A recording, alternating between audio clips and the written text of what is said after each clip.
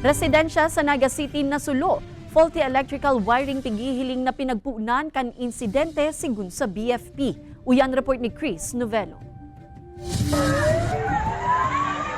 Marikas na nagdakulaan kalayo sa nagbungkaras na kasulo sa sarong-harong sa barangay Mabolo, Naga City.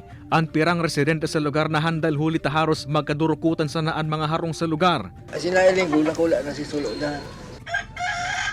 Wala na nagkukuhay na mga tao, si mga pinili. At abang mga kanday na may puminuto.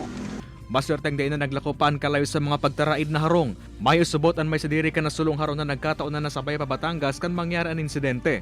Susug sa Bureau of Fire Protection Naga City Central Fire Station, posibleng faulty electrical wiring ang pigpuunan kan kasulo. Posible na trigger subot ang lumang wiring kan harong kan magbalik ang kuryente makalihis ang pirang minutong brownout. Kaya makikita ng power interruption, nagkakaigwa kita kaya ng voltage strike, voltage surge.